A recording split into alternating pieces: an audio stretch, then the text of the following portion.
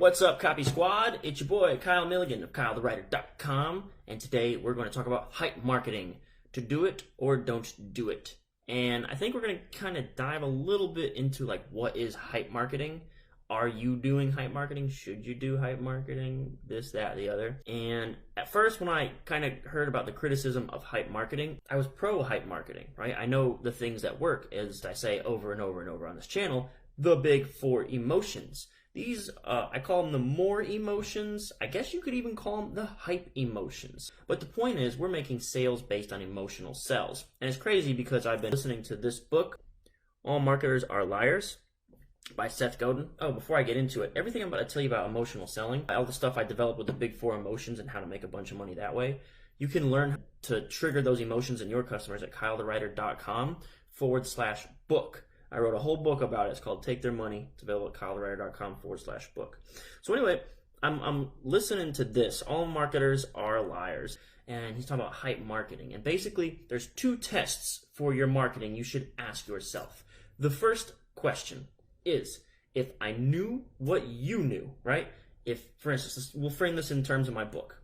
I'm selling you a book based on the big four emotions, and my sales letter claims it's the $7.1 million secrets to getting more sales, because I was able to gross $7.1 million using these big four emotions inside my copywriting and everything I explain in the book. So, the question number one, if you knew what I knew about my book, would you still choose to buy it? Do I know that my book is not the best book on the market or something like that? Am I hiding something, right? So I would say, one, I passed that test because my book has time and time and time again help people get sales. And I get testimonials, emails, Facebook messages nonstop. If you go to my Instagram account, all it is testimonials. It's crazy as things become less novel, right? We kind of start to ignore them.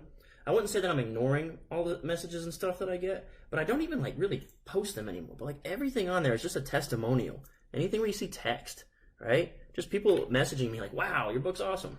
So, do I believe in the book? That's test one, right? Do you believe in the product, okay? Question number two, after I buy your product, will I be happy I believed the lie, or will I feel ripped off? It's something like that. But basically, Seth Godin's whole premise, to market anything, we have to sell it through a story. And the story, we have the power to kind of manipulate the story and tell the story that we want to tell, right? And that's basically what everyone does. Like when Kellogg sells Special K cereal, is cereal really good for us? I don't know. Is Special K better than other cereals?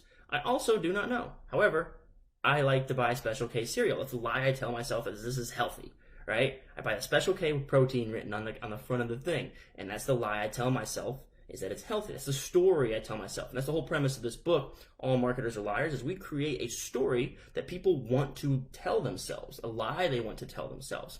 And basically, when we buy a product, we want to buy a product in order to tell ourselves a lie. Okay, I think that's kind of what Seth Godin's saying with this whole all marketers are liars. Then the second lie is, once I buy your product, will I be happy that I believe the story, or will I feel ripped off? Okay, again, I've been using my book as a case study for that. So one, I passed question number one. Question number two, will you be happy you bought my book based on the story that I tell you in the sales letter? The $7.1 million secrets that came from like the secret language that I unlocked. Well, based on testimonials and feedback, etc., etc., etc., you would be very happy. It's a fairly priced product that brings a ton of value, and a very common comment that I get is that, wow, this is worth so much, you should charge more than the price of a book. This is more of like a full-on copywriting course.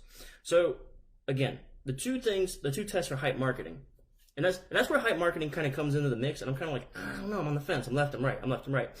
Where hype marketing, just the words as a definition, it kind of insinuates that what you're selling is all hype. There is no substance to the product.